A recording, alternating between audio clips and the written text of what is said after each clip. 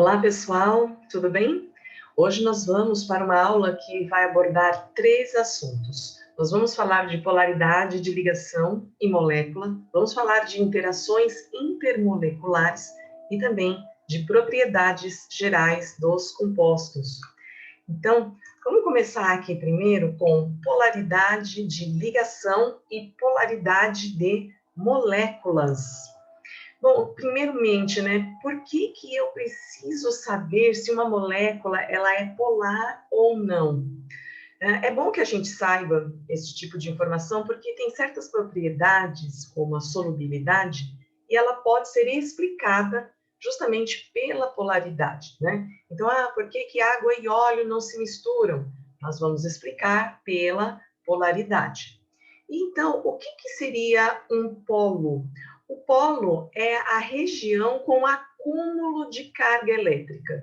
Então, nós vamos falar muito aqui da palavra dipolo, de dois polos. Então, uma região ela vai ter mais um acúmulo de cargas negativas, né, onde os elétrons estarão mais nessa região, e do outro lado nós falaremos que seria o polo mais positivo, onde teríamos, digamos assim, essa falta de elétrons, dessa nuvem eletrônica, tá?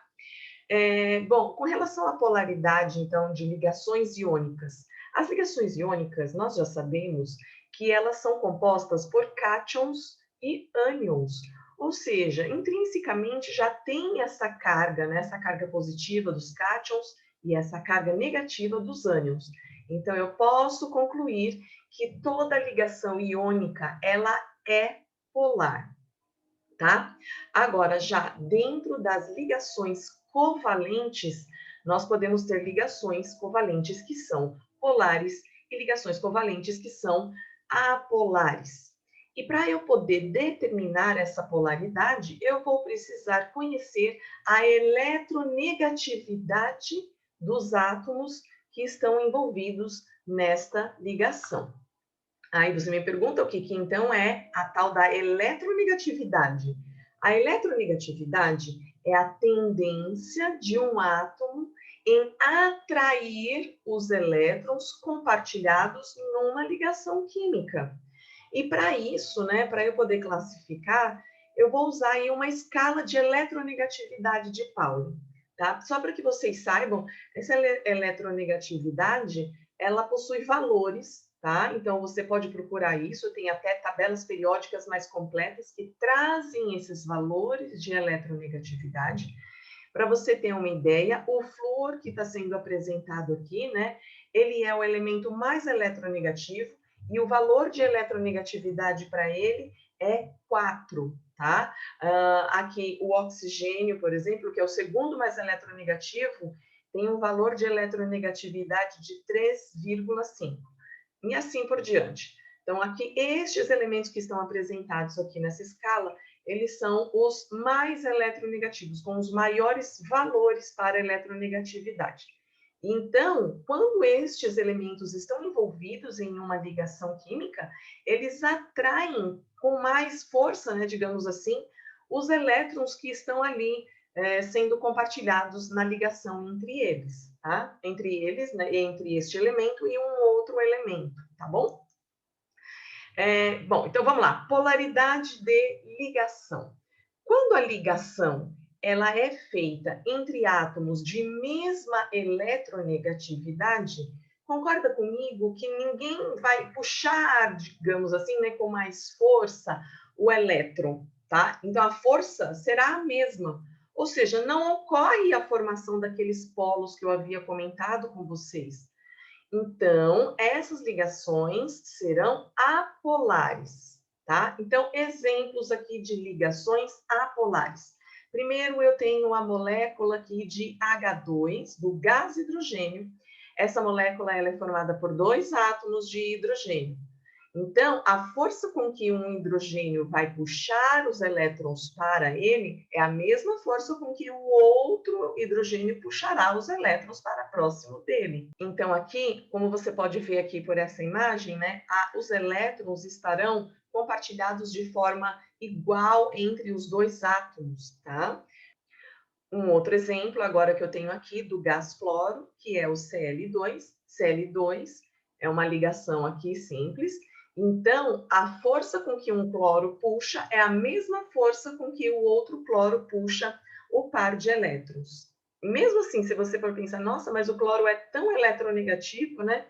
Mesmo se fosse até o flúor, gente, a molécula de flúor, né, que é o F2, mesmo se fosse ela, como a força com que os dois átomos irá puxar será a mesma, então não haverá a formação de polos e a ligação será apolar. Agora, já na ligação covalente entre átomos de diferentes eletronegatividades, vai acontecer o acúmulo de carga negativa. Onde?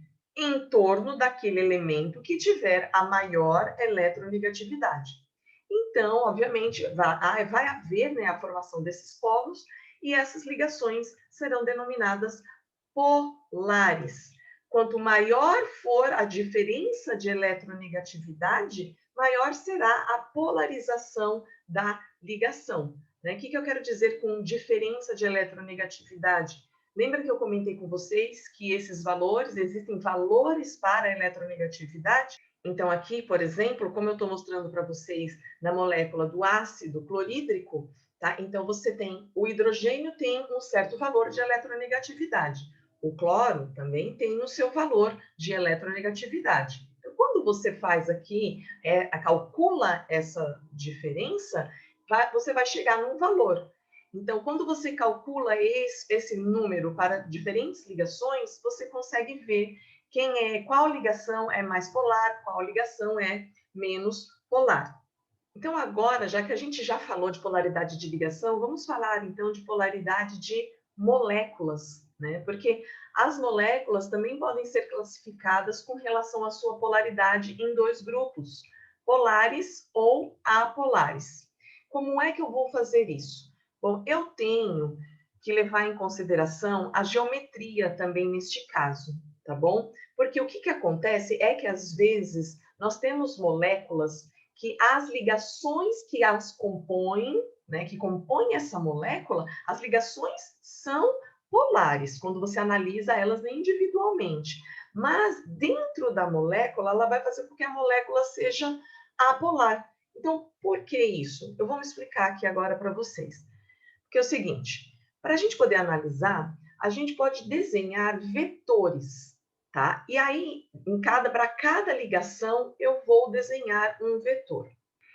Este vetor, tá? Depois, os vetores, nós vamos fazer uma soma vetorial. E quando a soma vetorial for igual a zero, a molécula será considerada apolar. Quando essa soma vetorial for diferente de zero, nós vamos considerar a molécula polar. Bom, então, primeiro, como é que eu vou fazer esses vetores, né? Esses vetores, eles têm uma certa orientação. Então, você vai analisar primeiro cada ligação e vai desenhar os vetores. O vetor, ele vai ter sempre uma direção, do polo positivo para o polo negativo, tá? Levando em consideração a eletronegatividade que nós já discutimos. E a geometria depois da molécula vai nos ajudar a fazer essa tal da soma vetorial. Eu vou explicar mais para frente com exemplos, que eu acredito que vai ficar de um jeito mais fácil para que vocês entendam. Então, por exemplo, vamos analisar essa tabela, tá? Nessa tabela aqui, eu tenho 4 moléculas, eu vou comentar elas com vocês. Primeiro, vamos falar de moléculas diatômicas, ou seja, moléculas que possuem apenas 2 átomos, que é o exemplo aqui do HCl, que nós já tínhamos visto. Aqui, gente, quando a molécula é diatômica, fica muito fácil. É só você aplicar o mesmo conceito que eu ensinei para vocês para analisar as ligações, né? Então, se você tiver uma molécula diatômica com 2 átomos iguais, a molécula vai ser apolar, pois não há diferença de eletronegatividade entre os átomos, né? Que nem aquele H2 que eu mostrei para vocês anteriormente. E se forem 2 átomos diferentes, a molécula será polar, pois aí, neste caso, nós teremos a diferença de eletronegatividade entre os 2 átomos, como aqui o HCl, que eu também já havia comentado com vocês. Deixa eu só comentar aqui, olhem também na tabela, para a gente falar dessa tal, né, do vetor que eu falei para vocês. O ácido clorídrico, nós temos uma ligação simples entre o hidrogênio e o cloro, e olha o vetor do jeito que ele foi desenhado. Entre o hidrogênio e o cloro é o mais eletronegativo. Então, o vetor aqui, ele sai do hidrogênio e vai na direção do cloro, tá? Volta aqui um pouquinho, essa representação aqui de delta, delta mais e delta menos, é para representar qual lado da molécula seria mais positivo. Aqui no delta mais, porque o hidrogênio é o menos eletronegativo. Qual lado da molécula seria mais negativo? É aqui, perto do cloro, porque o cloro é o mais eletronegativo. Tá? Então, nós só temos uma força agindo aqui da esquerda para a direita. Né? Eu gosto de fazer muito uma associação com cabo de guerra, né? Aquela brincadeira de cabo de guerra. Então, vamos supor que você tem aqui pessoas puxando só a corda em uma direção. Né? Então, aqui não vai se anular essas forças. Então, a soma vetorial é diferente de zero, essa molécula será polar. O próximo exemplo é o CO2.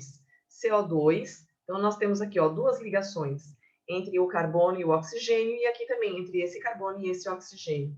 Quando nós vamos fazer dois vetores, porque eu tenho duas ligações, os dois vetores sairão do carbono e irão em direção ao oxigênio, pois o oxigênio é mais eletronegativo, tá?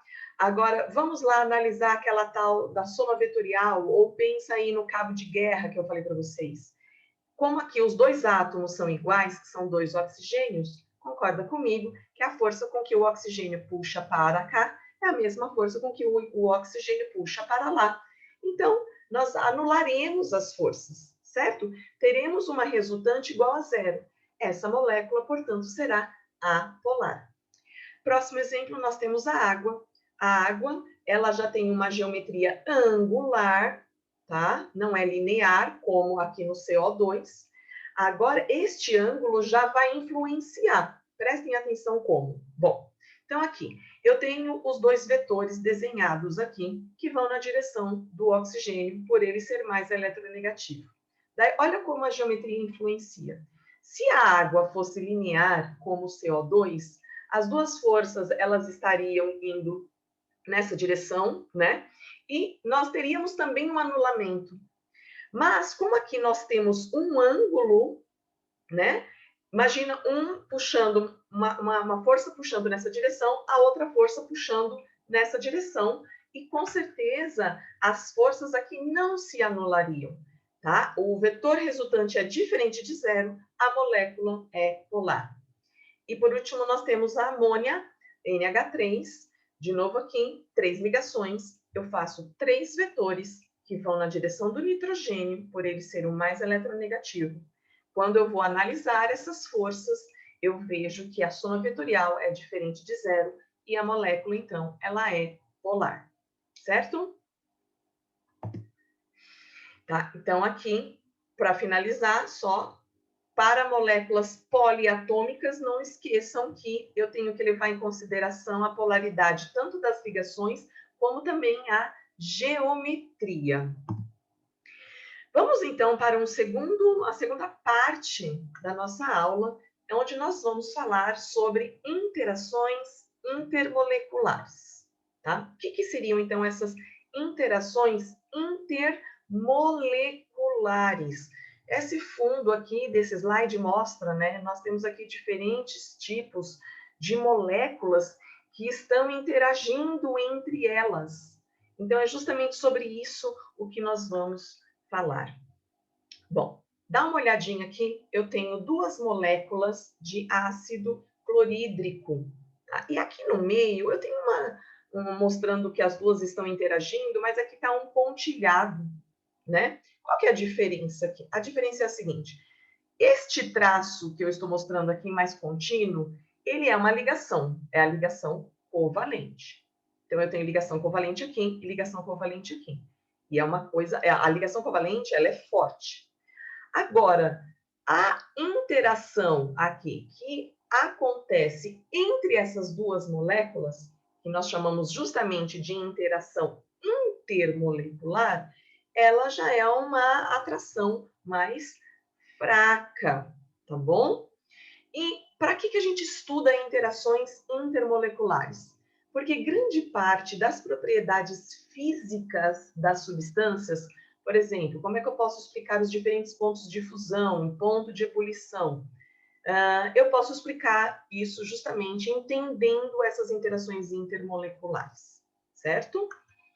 Então, vamos lá, né? O que seriam essas tais de interações intermoleculares? Primeiro, então, quando a gente fala sobre interações intermoleculares, a gente escuta muito falar das interações de Van der Waals, né? O que são, então, essas interações de Van der Waals?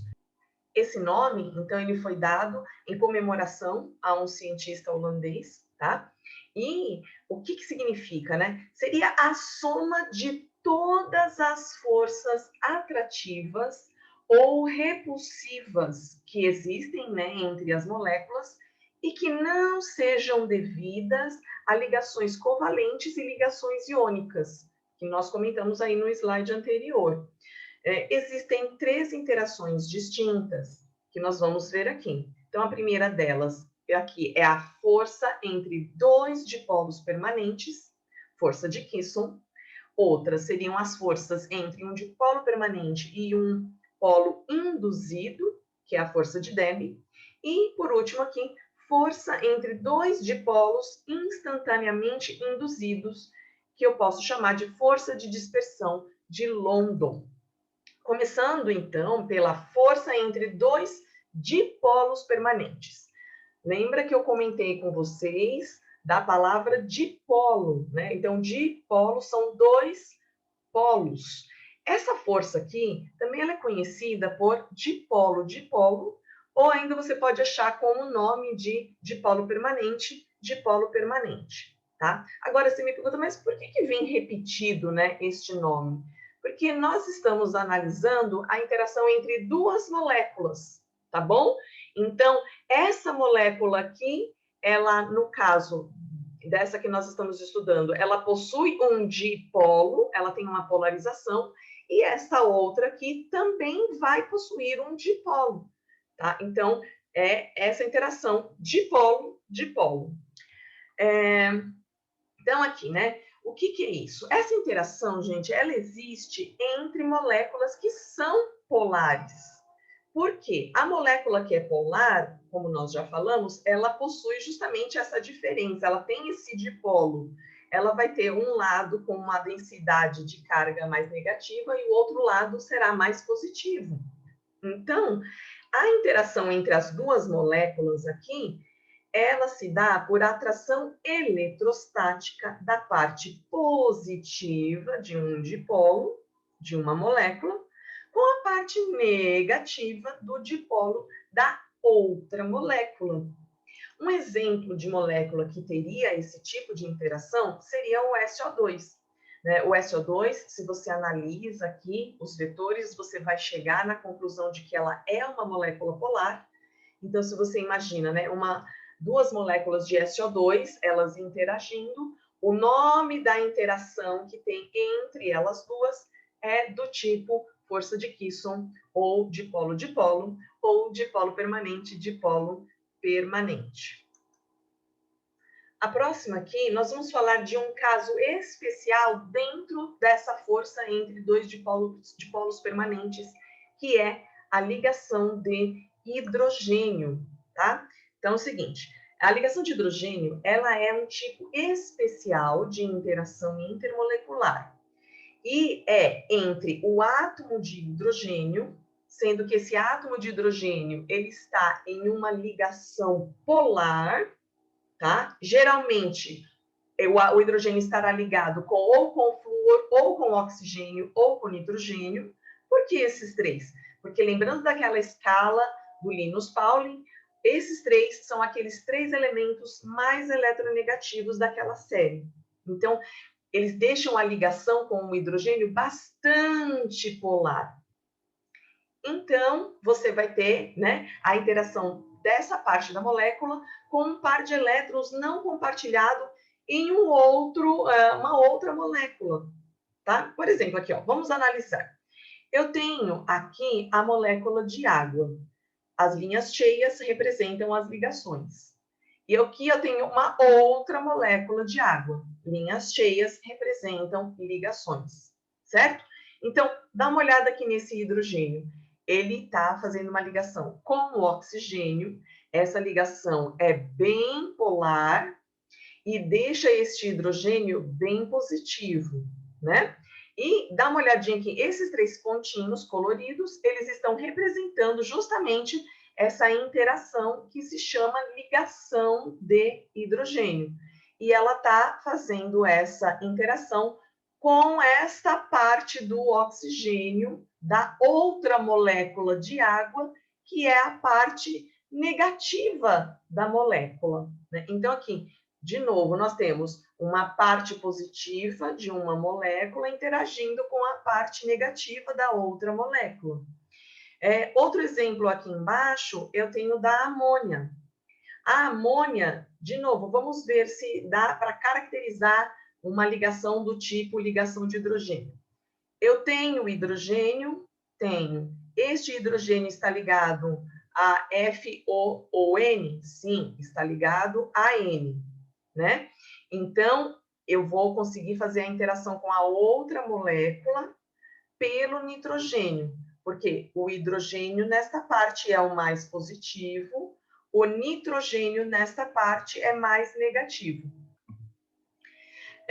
Agora vamos para a força que tem entre um dipolo permanente e um dipolo induzido, tá? Essa aqui é a força de Debye, mas também é conhecida como dipolo permanente, dipolo induzido. O que acontece aqui, gente? Então, vamos lá. Significa que uma delas é a dipolo permanente, então ela vai ser uma molécula polar. Agora, presta atenção nesse novo termo aqui, dipolo induzido. O que acontece? A molécula que é polar, ela, como nós já sabemos, tem essa diferença de polaridade. Tem um lado da molécula aqui que é mais negativo e o outro é mais positivo. Daí, quando essa molécula polar se aproxima de uma molécula apolar, o que vai acontecer? E essa aproximação vai fazer com que essa molécula apolar ela desloque os elétrons dela, tá? E por isso daqui o termo induzido, porque a molécula que é polar, ela vai induzir na molécula que é apolar para ela dar uma modificada aí na sua nuvem eletrônica, né? Então, o que era assim, ó, a nuvem eletrônica ela estava distribuída uniformemente, ela começa a sofrer aí uma polarização induzida. Então, como aqui é positivo, ela começa a trazer os seus elétrons mais para este lado aqui, certo? Então, ó, por exemplo, o exemplo que eu estou dando aqui é a interação entre as moléculas de água e o gás cloro, o Cl2. A água é polar, né? E o Cl2 é apolar. Então, olha lá, por exemplo, o que eu mostrei aqui? A molécula de água, então, eu fiz uma rotação dela. Este lado aqui é mais negativo, como nós já discutimos. Então, o que vai acontecer com a molécula de cloro? Os elétrons que antes estavam distribuídos de uma forma uniforme aqui, assim, ó, em volta, eles começam a querer vir mais para este lado aqui, né? Por quê? Porque se aqui é negativo, os elétrons, eles têm repulsão. Então, eles querem fugir deste lado da molécula e vão ficar agora circulando mais em volta deste cloro aqui. Dessa forma, vai ficar mais negativo aqui e mais positivo aqui. Então, foi um dipolo que foi induzido, tá bom?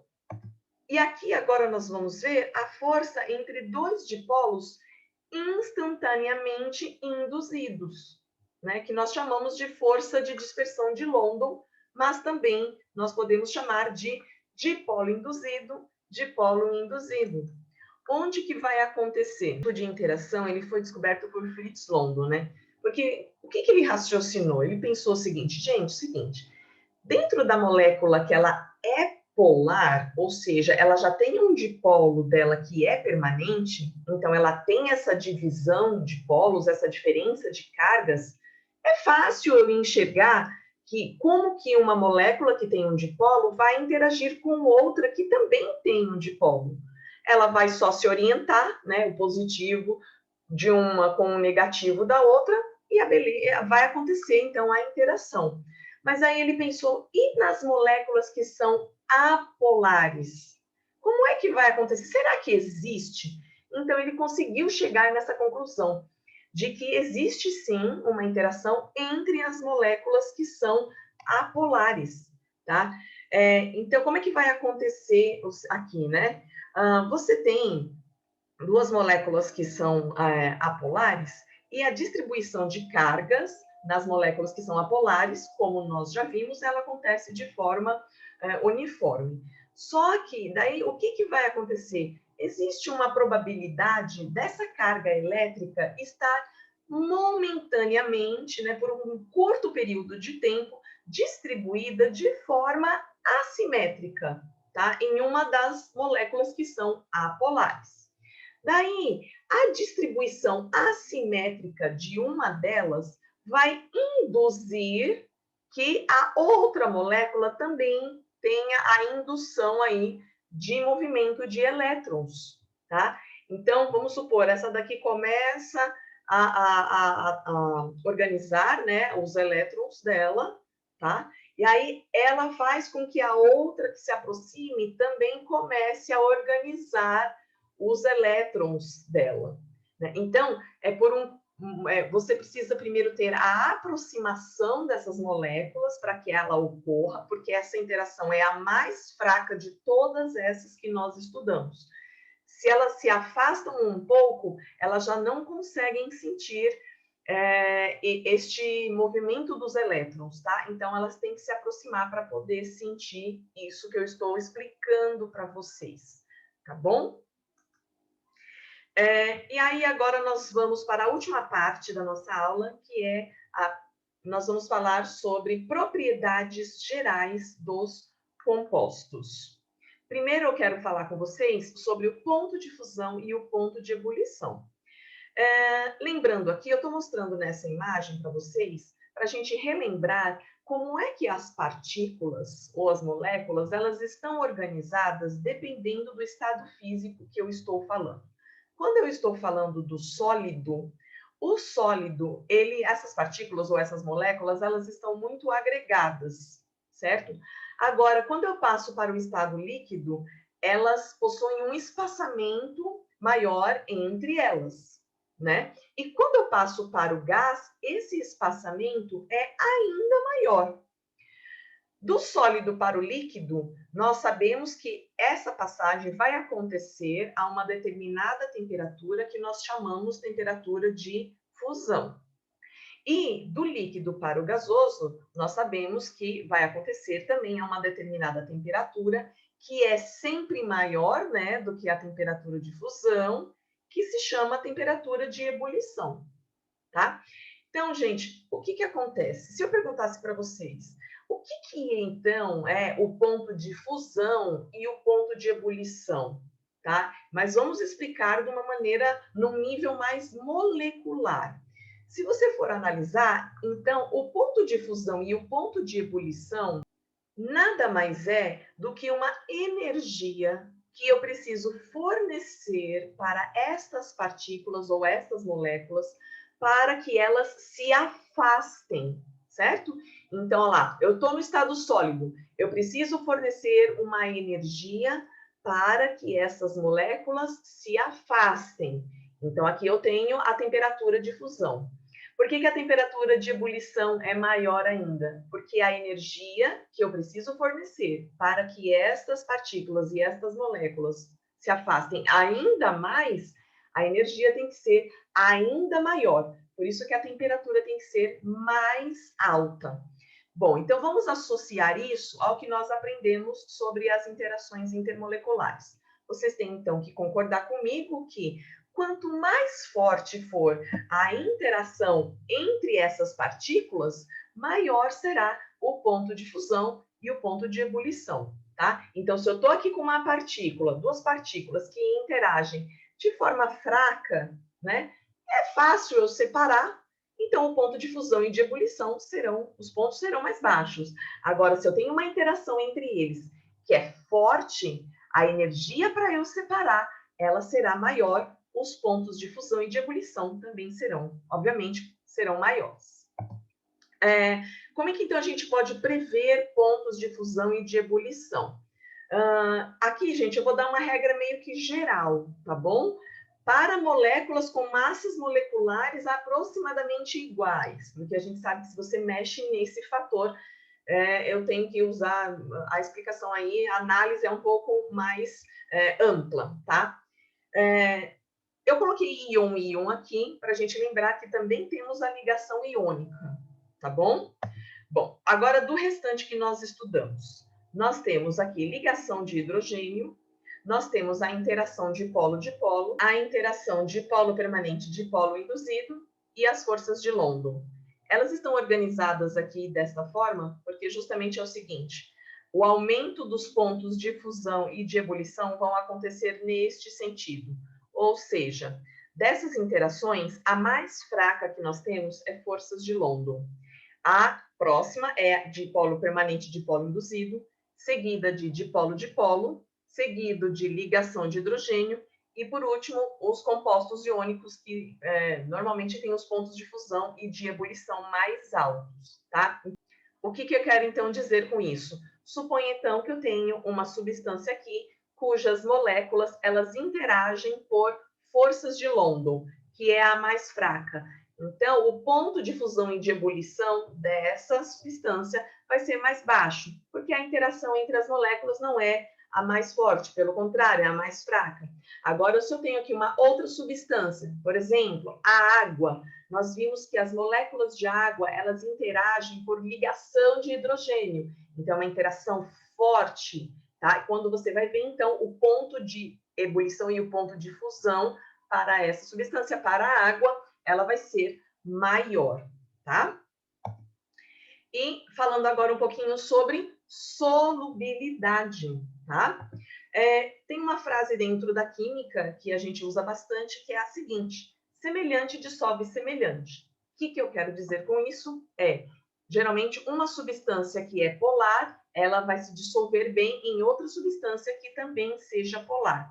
Uma substância que seja apolar vai se dissolver bem em uma substância que também seja apolar. Isso é uma regra geral, 100%? Não. Vou dar aqui um exemplo bem bacana para vocês, né? Se você pega a água, nós já sabemos que a água, ela é polar, tá? Agora, vamos pensar no fundo do mar, nós temos a vida marinha. Por que tem a vida marinha? Porque nós temos oxigênio.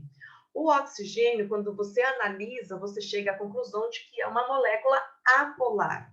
Pensar, né, isso vale para 100% dos casos, não daria certo, né? Porque eu tenho, então, o oxigênio que está lá dentro da água, né? O que acontece é que, obviamente, o oxigênio não irá ter uma boa dissolução, uma excelente dissolução dentro da água, né? Porque uma molécula é apolar e a outra é polar. Então, nós temos aí que analisar caso a caso, mas geralmente essa é uma regra geral que ajuda bastante. Então, aqui o exemplo que eu dou mais para vocês é, se você pega água e álcool, são duas substâncias, a água é polar, o álcool, ele possui uma região que é apolar, mas a região que é polar dela vai se dissolver, vai usar muito bem com a água, porque tem a interação, inclusive, do tipo ligação de hidrogênio. Agora, aqui do lado, eu tenho gasolina e querosene.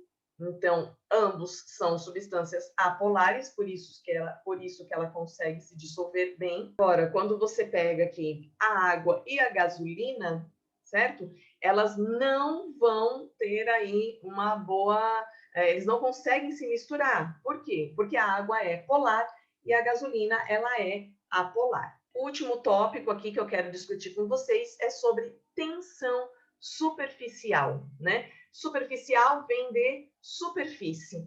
Tensão superficial é um efeito que ocorre, então, na interface entre duas fases químicas, né? Ela faz com que a camada superficial de um líquido venha a se comportar como uma membrana elástica. Esta propriedade é causada pelas forças de coesão entre moléculas semelhantes, cuja resultante vetorial é diferente na interface. Bom, dá uma olhada nessa imagem aqui do lado. Vamos supor, então, essa linha aqui em cima é justamente a superfície entre a água e o ar. Aqui nós temos várias moléculas de água. O que que acontece? Essas moléculas que estão na superfície, tá? Elas sofrem aqui atrações apenas na lateral e na parte interna. E é diferente dessas moléculas de água que estão aqui mais interiorizadas, que elas sofrem a interação em todos os lados, tá? Então, aqui a resultante faz com que essas forças dessas moléculas que estão na superfície tenho essa resultante aqui, ó, para baixo, puxando para baixo, né? Quando você vai pensar isso, então, quando você vai pingar uma gota de água, por isso que ela prefere ter uma forma, ficar numa forma mais arredondada, justamente por causa disso. As moléculas de água que estão na superfície, elas vão fazer essa força para baixo, para dentro, né, no caso, e deixar este formato da água mais arredondado, certo? Bom, então é isso, pessoal.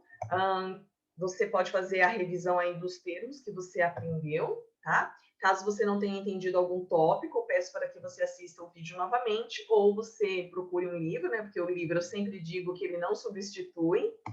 E você pode fazer um mapa conceitual, tá? E aqui eu coloco para vocês algumas das referências bibliográficas, tá? Muito obrigada.